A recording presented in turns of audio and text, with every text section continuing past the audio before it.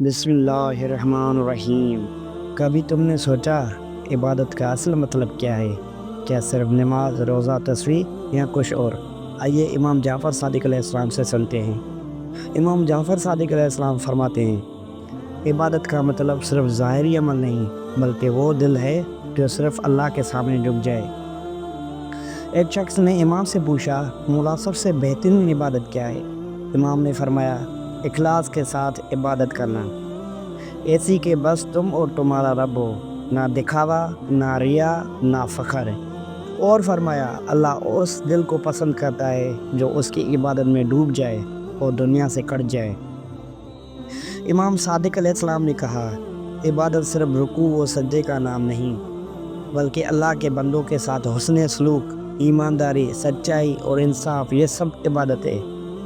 وہ فرماتے ہیں، جو شخص اپنی زبان، اپنی کردار اور نیت کو پاک رکھے، اس کی ہر سانس عبادت بن جاتی ہے۔ عبادت تب زندہ ہوتی ہے جب تمہارا دل بھی سجدے میں ہو، نہ صرف پیشانی۔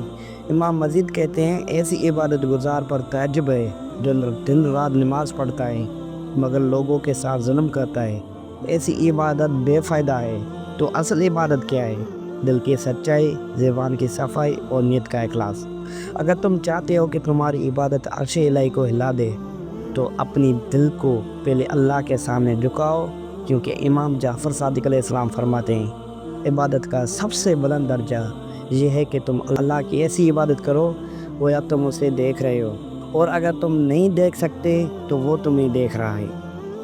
جنت ان کے لیے ہے جو خالص عبادت کرتے ہیں۔ جزاک اللہ۔ اگر آپ کو یہ ویڈیو اچھا لگا ہے تو اس کو لائک کر دیں، شیئر کر دیں اور چینل کو سبسکرائب کر دیں مزید ایسی ویڈیوز کے لیے۔ جزاک اللہ، شکریہ، اللہ حافظ۔